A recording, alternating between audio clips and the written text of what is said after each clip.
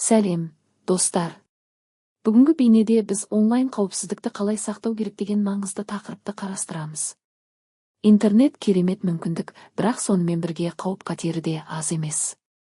Осы кеңестерді қолданып, сіз өзіңізді және деректеріңізді қорғап қалуға мүмкіндік аласыз. Бір күшті парольдер мен көп факторлы аутентификация. Күрделі пароль таңдаңыз. Әр аккаунтыңыз үшін кем дегенде 12-15 символды, үлкен және кіші әріптер, сандар мен арнайы таңбалардан құралған бірегей пароль пайдаланыңыз.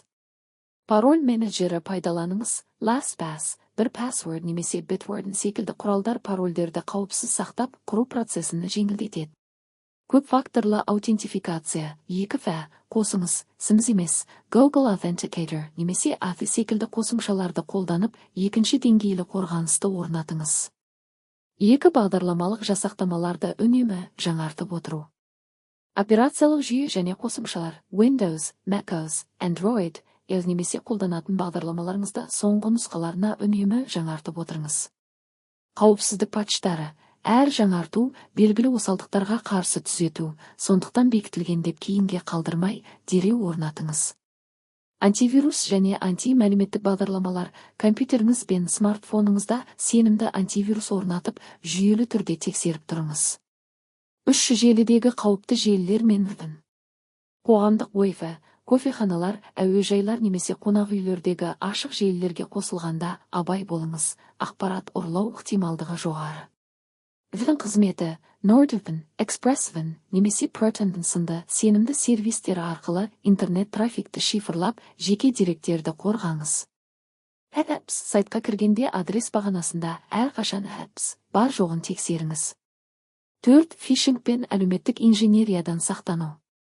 Сұралмаған сілтемелер мен тіркеулер, таныс емес электронды пошталар мен Sims тегі сілтемелерді ашпаңыз.